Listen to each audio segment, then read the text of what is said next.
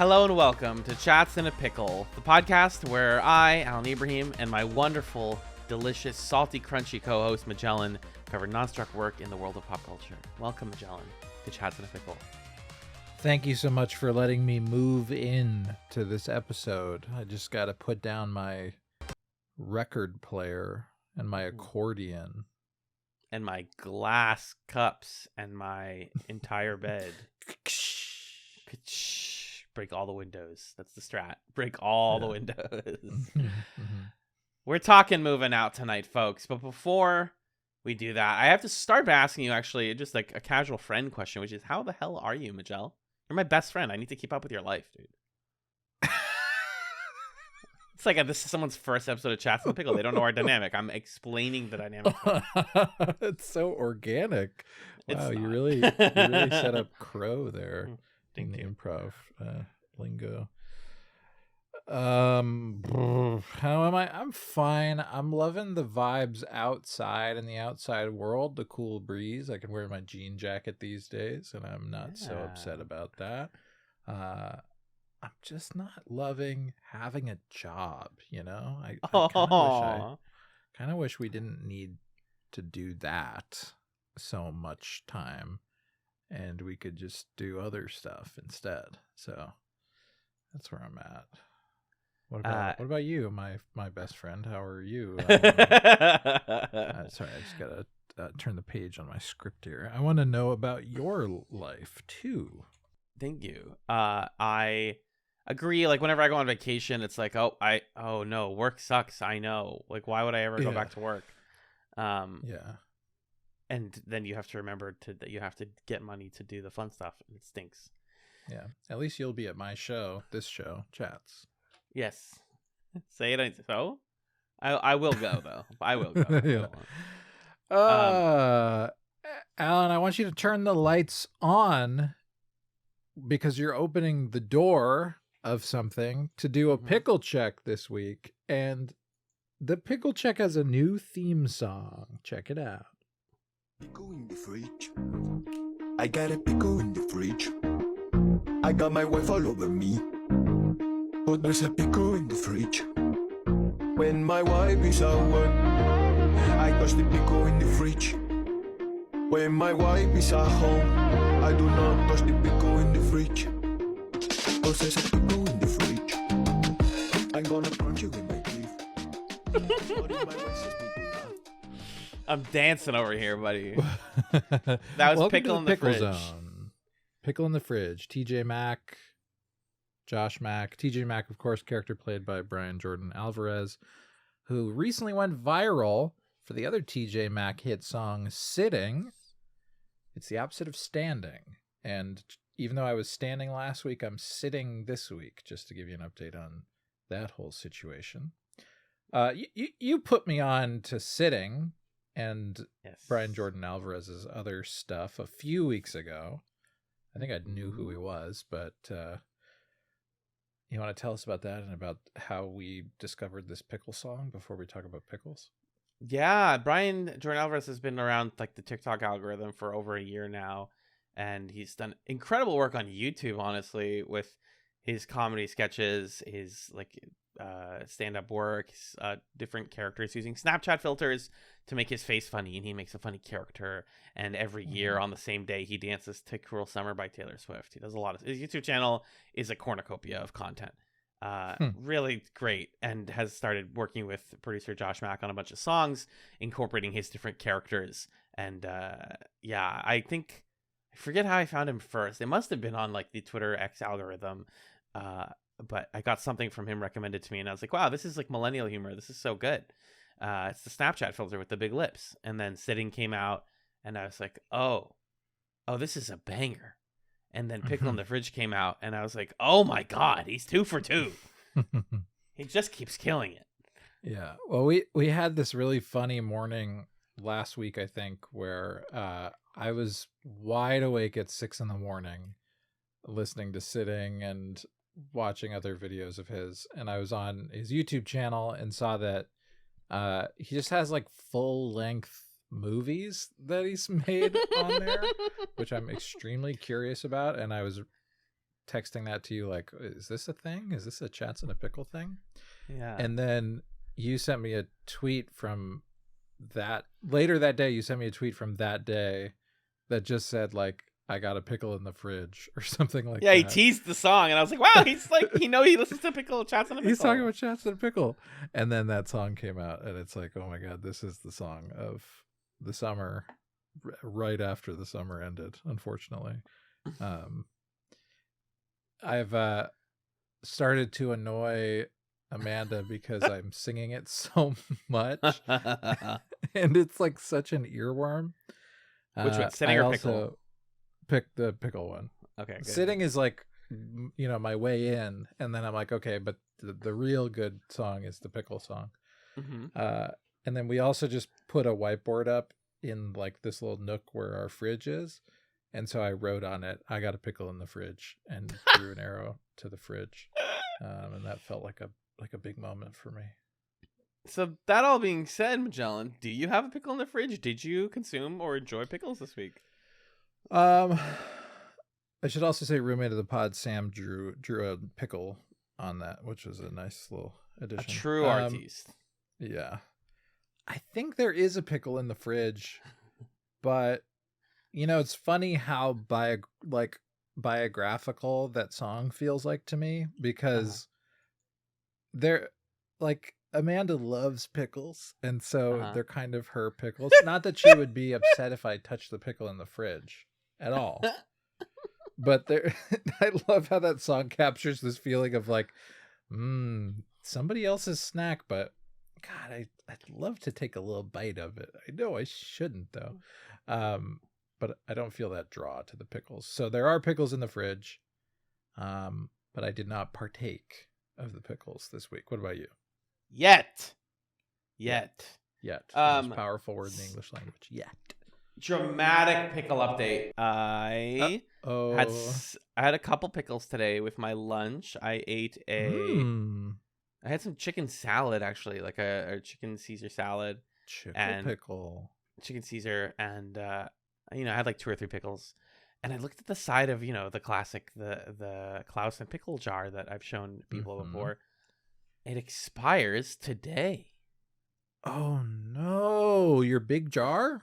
Yeah, and I have like a lot of pickles left in it. I don't eat a ton. So I was like, oh no, how does that work with pickles? Because they technically taste better the longer they go, but also it loops around eventually. Right. So from here on out, we're in us all. Exactly, it really does. God, that's gonna come up a lot this week. But yeah, like I had this moment of like, am I gonna have to throw away like a lot of pickles? I'm gonna be so sad if that's the case. I might keep the jar. It's such a nice jar. Yeah. And then buy more. At least keep it until Chatz and a Pickle ends, even if you don't keep consuming the pickles, Yeah. Or keep the like rotting pickles in there for months and months and months. Yeah.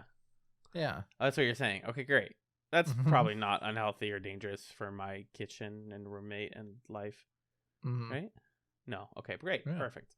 But yes, I did eat pickles today. In fact, I think I had it on the mind. Like, oh, pod's coming. I should eat pickles. Love them. Delicious. So crunchy and good. We should talk about our main topic tonight, Magellan. Let's do it.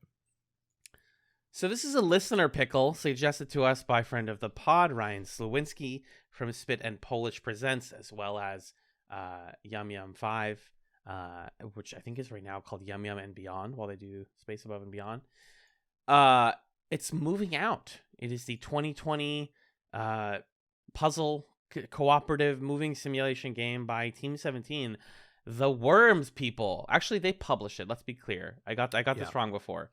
Published by Team 17, developed by Dev M Games and SMG Studio, who I think are the Overcooked people, if I am understanding that correctly. SMG are not, maybe Dev M Games. I'm gonna look into this while we talk. Okay.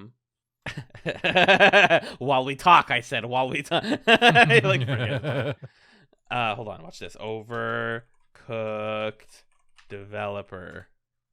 Ghost Town Games, not the same developer. Okay, all right. So I don't know what else DevM Games worked on, but SMG has worked on a couple of puzzle game things, and risk global domination, which sounds kind of cool. And yeah, Moving Out, I guess I would describe as like a co-op puzzle game where you are a bunch of movers working for a company, and you drive your big van around, and you're assigned different tasks at different houses. People are moving out, and you need to help them move all their things out really quickly. And you can do this alone or with up to 4 players at the same time. First thing right out the gate, before I even ask, this game came out in April of 2020. Who could have known? Who could have thunk it? It's just so wild that that's... Did that help it, or was that unfortunate? I bet that's unfortunate because it's only couch co-op, and that was, there was a consistent discussion of like, should we allow all couch co-op games to be able to be played online? That's why Steam now does the like, you can do couch co-op games online thing. But yes, this is a couch co-op only game. That's why Mitchell and I were not able to play it with each other. But getting into the actual content of the video game, Moving Out, what did you think? I enjoyed it. To follow up on what we committed to last week, I played a bit single player, like probably 45 to an hour 15 or so single player, and then about 30 minutes multiplayer with roommate of the pod, Sam, who you heard a couple weeks ago on our Oracle of Ages, Oracle of Seasons episode. And I had a good time with it. I think it's like exactly what it says on the tin, that it's a fun couch co-op game. It's meant to be lighthearted and a little bit silly. And I think we can talk in more specific detail about like how it accomplishes that, or to what extent it accomplishes that. But, for like a $25 game on the Switch, I was like, okay, yeah, this is nice. I liked it, and it did what it said it was going to do. What about you? It's right there on the tin. Did you get it for the like $6 deal, or I got it for very cheap on the Switch? $6 deal? Yeah, it was like dirt cheap when I bought it.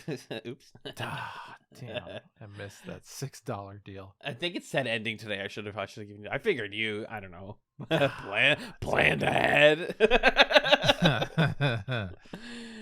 paid like $20 for it or something. I think it's still worth that for how much is in here. Yeah, that feels like the right amount of money for this game. Yeah, it's very well polished for what it is. But yeah, I got quite a kick out of it. I had like an opposite amount of time committed to it, so I played about an hour and a half, almost 2 hours with roommate of the pod, Sean. And then I played today like 4 levels by myself in bed. And I was telling you, like, let's really make sure we both play co-op, because there are mechanics that are just not in single player, like the throwing heavy objects, having to hold heavy objects with 2 people, and like punching each other, which is a classic, goofy co-op game mechanic, which I love. And yeah, so like Sean is not a big gamer at all. He used to play Smash Brothers. He plays like your Call of Duties here and there, but he doesn't identify in any way as a gamer, which is a good thing to me. And so he like knows about all of the games, but doesn't play any of them, Okay.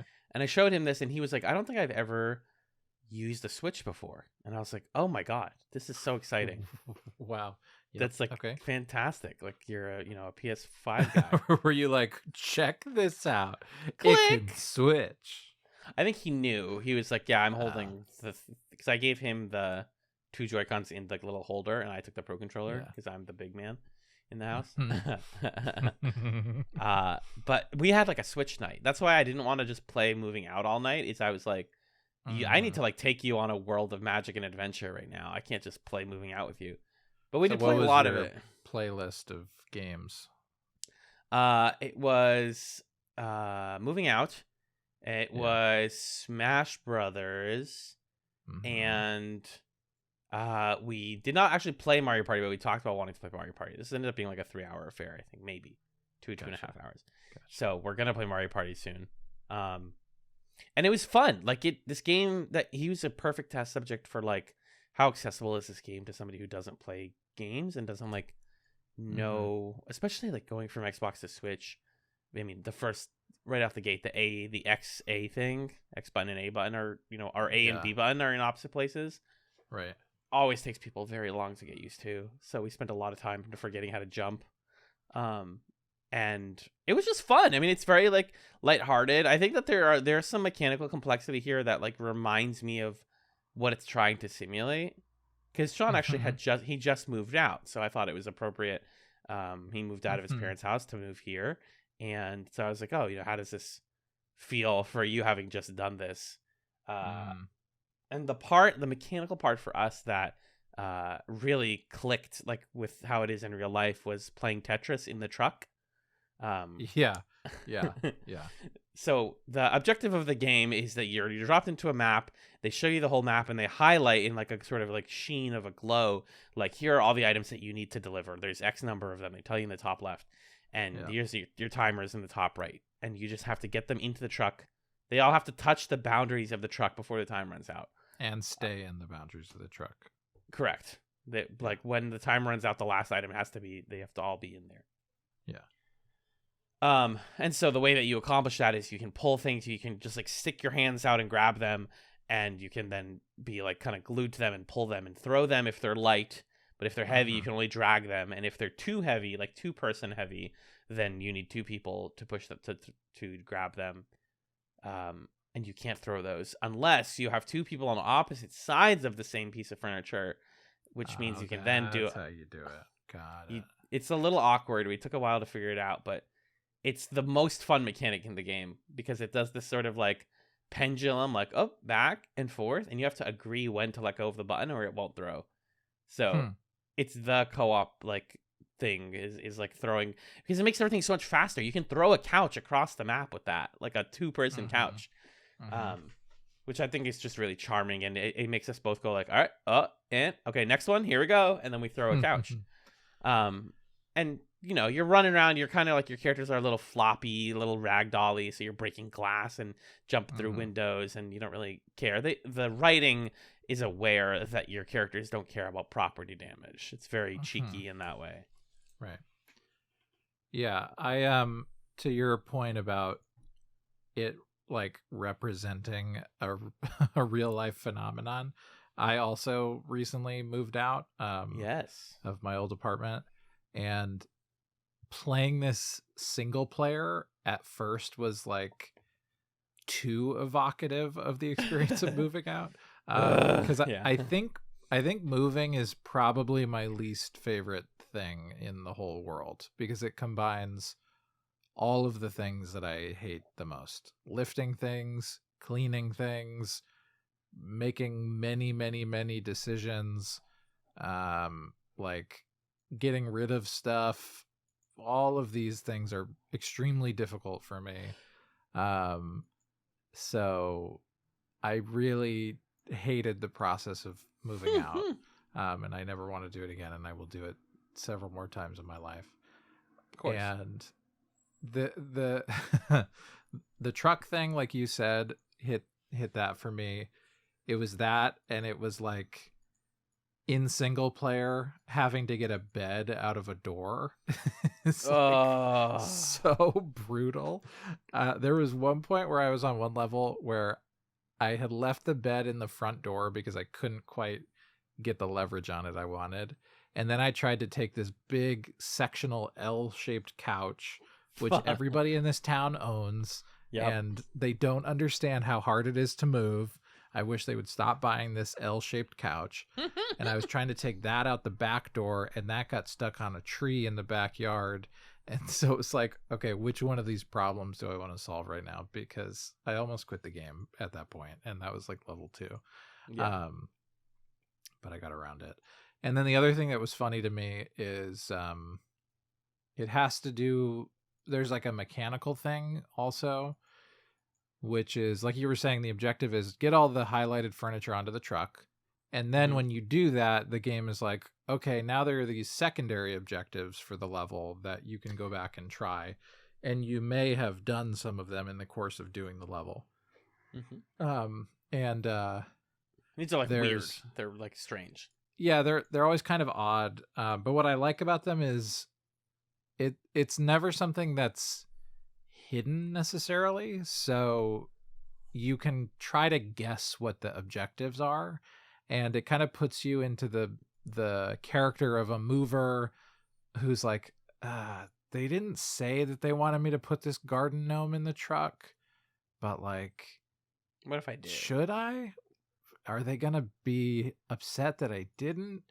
So that was kind of a fun process of trying to guess the objectives, and then being like, oh, okay, you didn't want that fancy marble bust that you left in this room and you were just going to leave behind. I guess I shouldn't have bothered to bring it to the truck. Because you don't know the objectives until you beat the level once. Right. And that kind of hit the spot for me of when you're in the process of moving and you're just deciding some things I'm just going to lose. I'm just going to give these away. I can't think about how to transport it or make the space for it.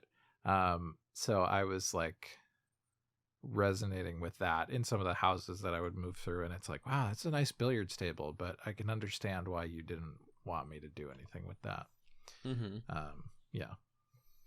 Yeah, there's a lot of stuff that you leave behind despite there just being so much stuff to bring with you. Yeah. Have you go ahead, finish your point. Well, just the other thing you brought up is the game's sense of humor. It's a very, very tongue-in-cheek, cute, funny game. Game. Like when you complete the tutorial, you get a certificate where the acronym for it is FART, and it's like, all right, yeah, that's fun. And you're talking to your boss and your co-mover, and there's little funny banter and stuff. And then I loved the one thing about this, speaking about the Team 17 connection that reminded me of Worms, was the character creation process, where you unlock like these different heads for your character, and you can do these, put on different glasses and different hats or whatever. And that felt very Worms-like to me of, well, there's this base cartoonish character, and as soon as you make one or two cosmetic decisions, suddenly they are full of life and they are your little guy, and you're just totally invested in them. Like I had this guy who had 3D glasses and a toaster that was spitting out waffles the whole time, and I loved that. I loved my little waffle head guy so much. And that felt very Worms-like to me. What was your do you rock with the same character, or did you swap between some of the ones you unlocked? So right at the end of our session, I realized I could swap, and I had unlocked a couple cool people. So I think one of the first ones you unlock is like an animal head or something. Yeah, there's like a cat or a unicorn or something. Yeah, so I played single player as that, but I played my entire co-op session as the girl, obviously, the red-haired ponytail girl. And I believe Sean was the toaster. Nice. Yeah, I did feel very charmed, and especially even like seeing her in the art, I was like, "That's my girl! I'm so proud."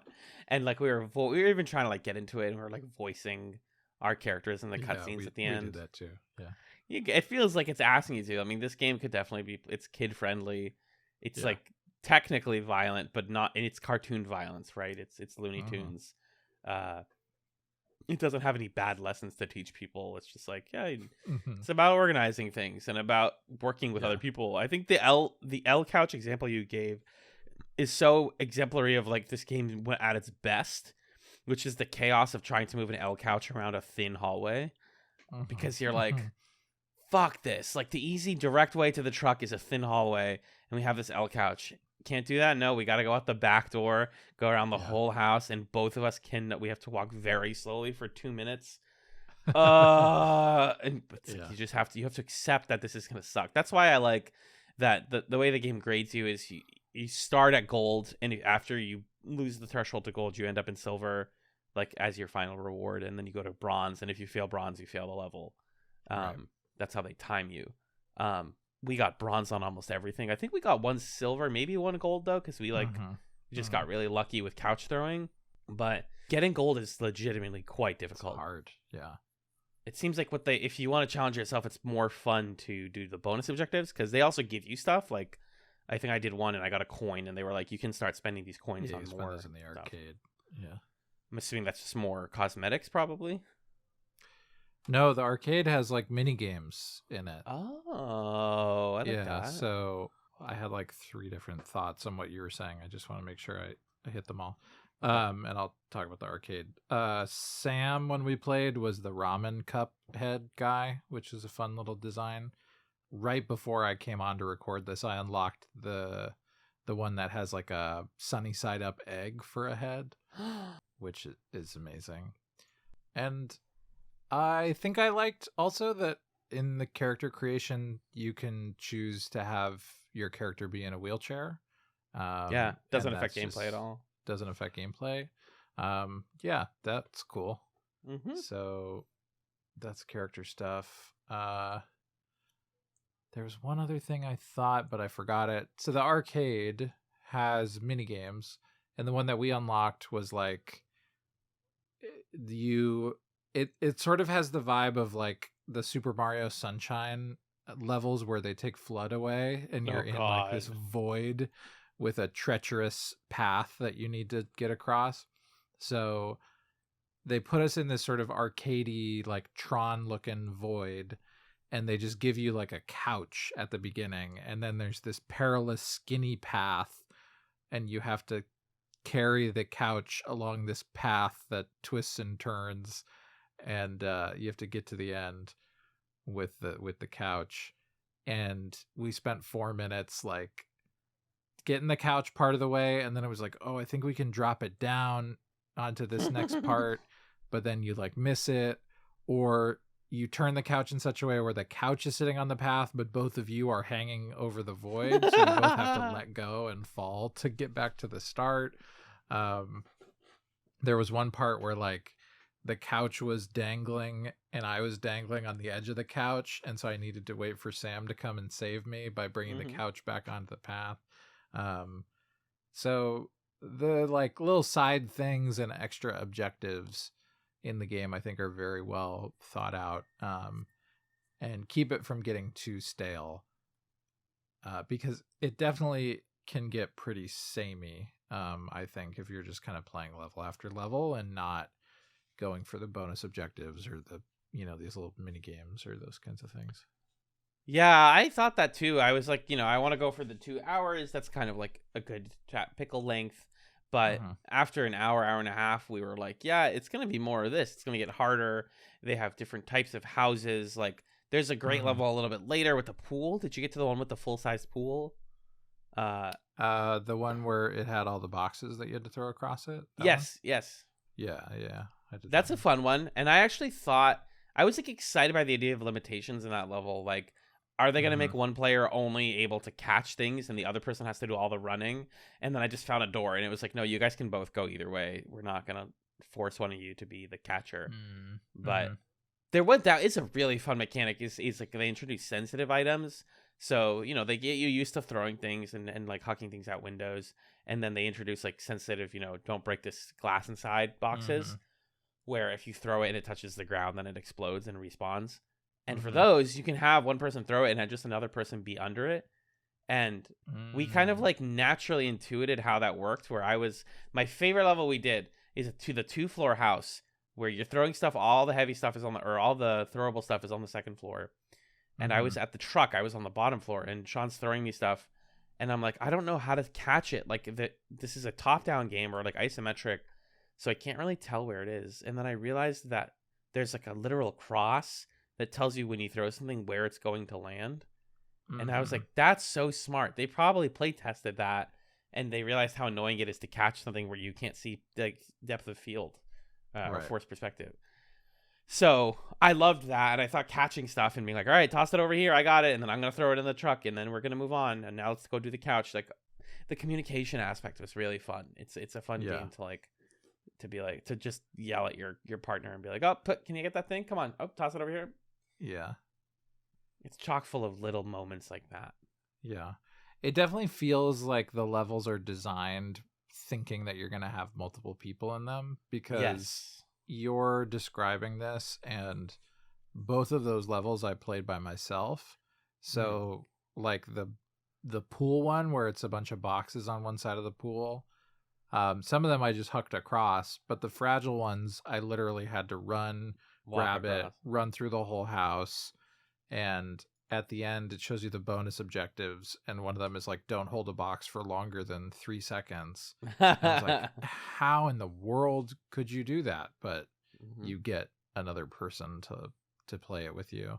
And it's interesting how they don't, like, I don't think the times for bronze, silver, and gold change depending on the number of people you have. I might be wrong on that, but I think they're the same. So maybe that makes sense, because like I would imagine if you have 4 people running around, you're getting in each other's way quite a bit. But it's definitely a game where I think the single player experience, even though there's a lot of different things that you can do and objectives you can choose, it's not a single player experience that I would sit with for longer than like 30 consecutive minutes, really. Yeah, it just doesn't, it's not the same game. Yeah, and then the multiplayer experience honestly is best experienced in that same amount of time, because you kind of just want like a quick bite of it, and then that's that. I think it's perfect for like it, when I was a kid, I bet I would have loved playing this game with my siblings, or if I had a kid, I think it would be a really fun way to like play a game with them that's cutesy and silly, and you can slap each other, but also you need to learn communication skills, like you were talking about before. But like, I don't really see myself playing much more of this. I don't think I'm going to play it alone anymore, but I think it would be a fun thing to throw on the TV when it's like, oh, have you tried this? Like, let's play this game and have fun with it for 30 minutes or so. Yeah, like you remember in college when we played Magica together, and it's like, oh, yeah, yeah. It's sort of like that, where it's like it's fun and it's silly, but the difference was that I guess there isn't.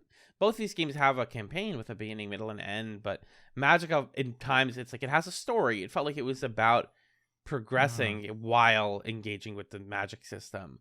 And this is like, yeah, you can move on, and eventually you're going to hit all the houses and move everyone out. But like, I don't feel compelled to do that. I'm just like, you know, I love co-op games, right? I really do. And I wish that we had more of them coming out, because, you know, now I have this roommate and I have a lot of friends who like to come over and play games, or we do it on vacations. And it's always nice to have something like this in your pocket. Like, oh, you guys want to try moving out? It's kind of like a silly puzzle game. And I could take them into like whatever level I'm on, and they'll be able to get into it. It doesn't get much harder over the course of it, right?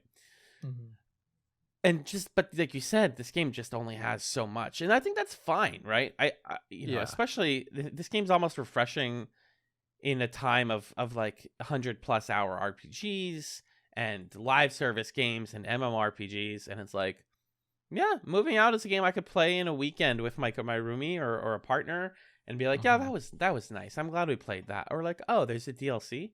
Let's spend another night or two on it. Okay, we played Moving Out. It was fun. It doesn't have to be a mainstay with an addictive progression mechanic to be a good game. Right. I had 2 quick stories, by the way, about Moving Out. One is we also ran into an experience with that level with the pool, where that hallway, you know, to get from one side of the pool to another is 1 person wide, which meant that we kept running into the situation where one person's bringing furniture and barreling down it, and the other person's like, I'm just gonna walk up back up, get out. I'm moving stuff. And that reminded me of, I was on a plane recently, you know, visiting, I mentioned this before, visiting 6. And when I was on the plane, I kept getting into moments like boarding, then deboarding the plane, where like I'm getting on and I have my bag, and like one person just desperately wants to get off, and there's 15 people behind me, and I'm like, you're trapped. This is the only way you can go. You have to wait so long, and I'm sorry, but like you need to sit down. And it felt like that, where it's like, this is a one-way road, buddy. It just specifically evoked that.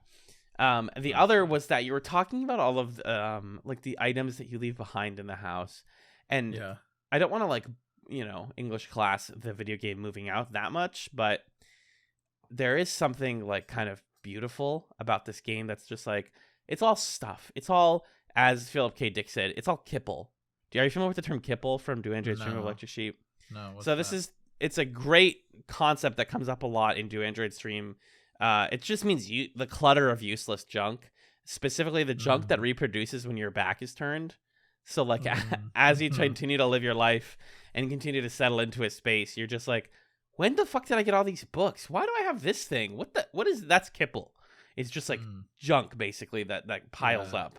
Yeah. And a lot of the stuff that you take out of the houses and moving out feels like kipple, where it's like you're almost pulling the roots out of a plant or something and being like, why was this here? And you leave it as a husk of what it used to be. And I think that there's something kind of beautiful about that. Like almost you're bringing them back to just a net neutral state when you finish. There's also this cathartic take on that too, where the kipple is like all the stuff that you trample over and scatter all over the place in the process of doing this. Like when you're actually moving out, all of that junk, you have to think about each of the books and look at each book and say, all right, am I keeping this book or not? And it's this exhausting mental and emotional process of, where did I get this book? Why do I have it? Do I still want it? Where would it go? But in this, it's like they don't want any of the books. They want you to just rip the fridge out of the wall and trample through the living room and knock everything down. And that's that. So it's kind of, it's a fun process in that way. I really loved the one level that was called like the Pizza Palace. Yes, amazing. Where everything's themed after pizza. It's just covered in slices of pizza. There's slices of pizza everywhere. There's pizza boxes everywhere. There's stacks of pizza boxes in the backyard, in the kitchen. There's pizza on the bed, pizza on the couch. Nothing that you have to do involves the pizza at all. There's no objective about the pizza. There's no like pick up the pizza. I just love that they're like, yeah, this is a house that's covered in pizza. And for Don't no ask other questions. reason, no other reason than when you move stuff, the pizza's going to fly all over the place. Yeah. So that was a pretty fun level to me, I think. It's specifically trying to create the feeling that you are a moving company, not the movers, right? So you don't care about like, okay, what is this thing here? Books not interesting to me. I'm getting the important high value stuff and I'm getting in and getting out as quickly as I can. Your only villain, your only enemy in moving out the video game is time. You're constantly thinking about the clock. Oh my God, we have 10 seconds until gold goes to silver. Just book it as quickly as possible. Disregard property damage, which is a fantasy for people who are used to doing their own moving out, where you have to, when you move that L couch, you better hope it doesn't hit the wall because you're going to dent that wall. And then the next guy is going to call you and you're like, oh God, I'm sorry. I'll pay for it. What is it? Or like, oh shit, did my roommate leave his like mail here? Did we, like all the little things. When you move out yourself, you have to consider the kipple. But when you are in the video game moving out, the kipple is what you leave behind. And you take out, in theory, you take out what matters. It's like so interesting. Yeah. But yes, a deeply, deeply silly game. Did you enjoy the slapping mechanic as well? Did you slap Sam around a little bit? No, because I forgot to tell him that you could slap. So we like didn't really use it. Did you do a lot of slapping? Not a lot. The game very much wants you in the tutorial. It's like, look, you can slap each other. And I was like, all right, if I was a child, that would be the funniest thing in the world. I love, but it's not really a griefing thing. I don't know if it makes someone drop what they're holding. I didn't test that. But like, I just had the timer on my mind. I had no time for slapping. Whereas in one of my other favorite Switch co-op games of all time, Super Mario 3D World, hitting other people and griefing them is the fun part of the game. It's the reason I play it. It's because I can be Toad and I can collect all the items and then time it out so no one else gets them and then throw them off the map. Yeah. All of my friends kind of hate me for this. But no, it's like this game doesn't have any griefing, really. Right. Because there's also, like in Super Mario 3D World, there are individual incentives, or like it scores you at the end of the level, person by person. But in this game, there's no individual score or individual incentive, so there isn't any reason to like slap the other characters. It's just there to be like, haha, I have a slap button. That's cute. Did you notice the truck thing? How did you like? Cause so if the truck doors close, I'm pretty sure I tested this and it's correct. When you put the last item into the truck, the truck doors close upwards, and then everything in them moves along, and then that's the end of the level. Yeah. During the level results screen, one of the characters runs next to the truck, and the other one is in the truck driving it. I think if you are in the truck when it closes, then you get to drive it. Yeah, you can both be in the truck when it closes, right? And you'll both be in the truck. It just depends on if you're in the truck or not when it closes. But if you're not, then you have to. Your character is like sprinting next to a truck. Yeah. So that's the one, like, kind of individual results mechanic, really, and it's like really more of a role play mechanic than it is about the score of the game. But that is a thing. That's true. I also don't know how to unlock it, but there is a moving in mode. Yeah, how did you know that was what I was going to talk about? The free downloadable update. I don't know how to unlock it. I saw how to tab over to it. Like on the level, you can like switch mode, and it's like moving in, but I didn't know how to do it. I know that they put stuff on the truck, and you have to put it where it belongs in the house, which seems really charming. Like, oh, that's a fun way to flip the script on this guy. I would do all the levels again if that's how it was. If that's how they were. Yeah, that honestly seems like more of a game to me than moving out. Yeah. Because there was like, it's hard for me to characterize this game because I don't know that I'd call it a puzzle game necessarily. Right. Because there wasn't anything super puzzling. And I guess it's in that genre of simulators like Surgeon Simulator or something, where the whole thing is you're trying to do something, but it's a little hard, but it's not quite as, goofy as Surgeon Simulator. But moving in to me feels like that would be more of a puzzle game, because it's like, okay, well, this goes there, but if I put that there, then I'm going to have a hard time getting the bed through. So I got to do the bed first. Like there's a little more strategy that would go into that, I think. Which to me is more, that's what it felt like moving into a house or moving into an apartment. Right. Is the like, right. I have all this shit. Where do I put all of these plates? Why do I have so many? You just like start to regret how many things you own. Yeah. That reminds me of a game that we considered playing for this episode, but we didn't have time to, which is Unpacking. Another indie game that came out very recently. That's about exactly that. This is like, I think just a couple months ago. And it's like on Game Pass and stuff, but basically it's a pixel art game where you have a side, like 2/3 view of a house, and you open boxes and put things into the house. That's it. It's a Zen chill thing. And I like that idea, right? It's like, oh, how do you stock a kitchen with all of these things that are in my boxes? Or where do I put photos of a house? The sort of like calculus that you do when you move into a house is pretty interesting as well. But at least with this game, the mode is actually telling you exactly where they belong. You don't get to necessarily decide, I think, from what I saw. You don't decide where they go. But yeah, and they made a sequel, which seems fine. It seems like one of the mechanics they added was like, you're doing things, but some of your characters will do things besides moving out. So there will be at levels filled with smoke, and one person has to like move a vacuum around to blow the smoke out, so while other people take items out.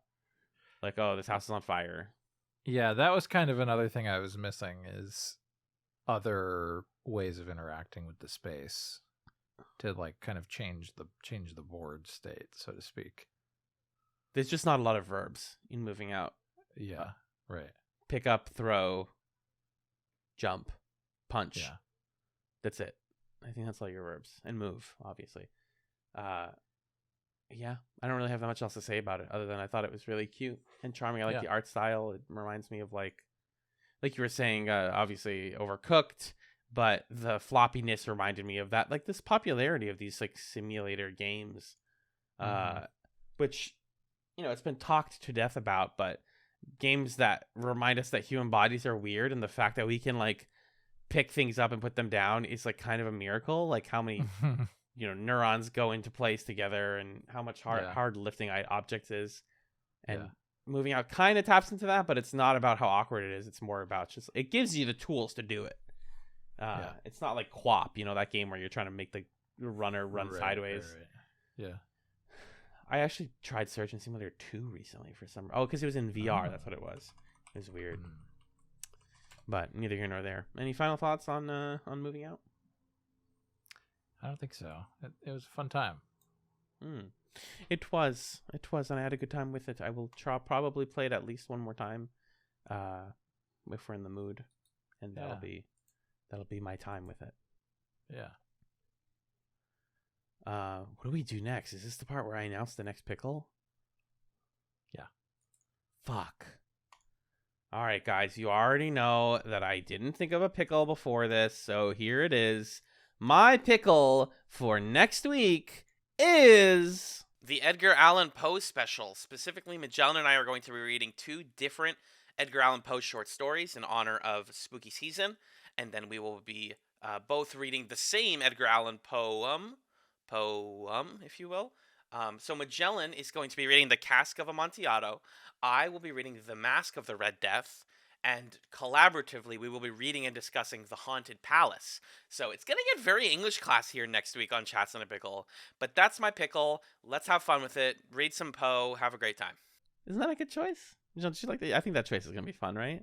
I think it's phenomenal. Yay. I'm glad you feel that way. My pickle is farting into your hand and sniffing it. I think it's phenomenal. Yeah, I will have one for you, and you'll hear it. From here, what we do next is I ask you, Magellan, where can people find you on the internet? You can find me on another podcast where I discuss other video games that are related to the Super Smash Brothers franchise with my friend Justin. It's called Super Smash Echoes. Check it out. You can also find some of my writing over on Substack at notthemagellan.substack.com. Alan, what about you? What about you? What about you? I can be found on Blue Sky at aibrahim.bsky.social. I can also be found on several podcasts that include, let's see, hold on. We have everything on Scanline Media. It was very surreal recently listening to a episode of Bottle Crow, Six and Nick's food/Dota podcast, where they talked about the trip to Cali, but I'm not on that episode because I think we were literally recording the last Chatz and a Pickle at the same time. And so it's like hearing people talk about a trip that you were on, but you're not on it, is a very surreal feeling. Just like, but yeah, I guess I was there for that. I guess that was fun. Yeah. Like very out of body. That's what being on Scanline Media can sometimes be like. But I'm usually on the Creature Forum. I'm on what's it called? Oh my God, I'm going nuts. The Garnet Wager. There it is. I'm on the Creature Forum. I'm on the Garnet Wager, and you can find my work there. You can also find me on Talking Marketing every other month at amaboston.org. John, I think that brings us to the plug zone. If you'd like to ask us questions, comments, or send us thoughts about moving out, the proper noun or not, our email address is chatspod@gmail.com. If you're still on Twitter or X, we're there. We're Chatspod. We're Chatspod on Blue Sky. You already know. We're Chatz Television Podcast on YouTube, where you can hear all episodes of the main feed on YouTube and also get archives of our streams, which are usually streamed at twitch.tv/Chatspod. And if you like the show, do what you got to do. Apple Podcasts, Spotify, give us a rating, give us a review. We love that. It makes the algorithm love us. And that's what we need in this damn world. And what we also need is your support. So if you like the show and you want to get more Alan and Magellan being silly, being weird, patreon.com/Chatspod is the #1 zone for that. $1, $3, and $5 a month give you different tiers of our content. And at that $3 tier, you're getting everything, baby. You're getting, movie commentaries from before the strike. Remember, we've always been at strike. You get Hangout Pods, you get Pilot Chats. It's a great bounty of podcasts on our Patreon. And if you're $5 or more, then we thank you at the end of every main feed episode. And so for today, I will be doing the thank yous for our $5 plus patrons, which include Arthur, Emrys, Jen, Justin, Kat, Lee, Marcus, May Louise, Michael, Magellan's mom, Pat, Noel, Six, and Stefan. Thank you guys for supporting Chatz. We really appreciate you. All things Chatz can be found at chatspod.com. And if you like our main feed art, it's done by Camilla. She's at Camilla Strader on social media. And before I take it home, I gotta ask y'all to listen in, because we've been talking about pickles, we've been talking about snacks, and now it's time for Chatsums. Crunch! This is our little, each host gives a little recommendation of something or some things to enjoy between now and next week. And so, Magellan, the bell has tolled, and it has tolled for you. What is your Chatsum or Chatsums for this week? I have two. The first is a little board game. I've owned this one for a while, but I finally got a chance to play it very briefly a couple weeks ago. It's called Glyphics, and essentially it's Pictionary, but you have like plastic bits that you can arrange and assemble into some kind of symbol that represents the thing that you're trying to get people to guess. So there's a lot of it's Pictionary but blank.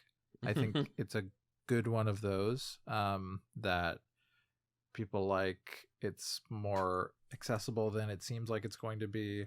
And yeah, it's a fun thing to have in your collection if you're looking for that sort of thing. So Glyphics I'd recommend.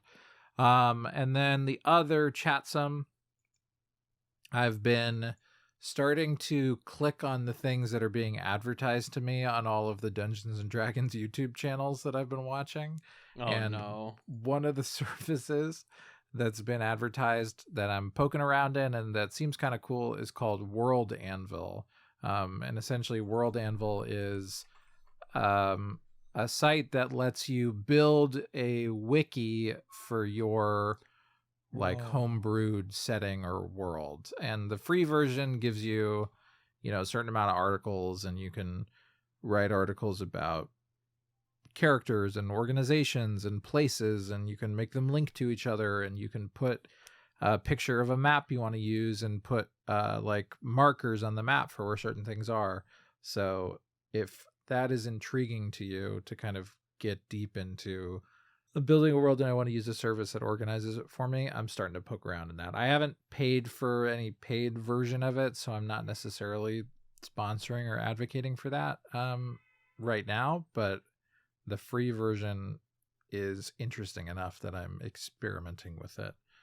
So World Anvil. Can we use this to make a Chatz wiki?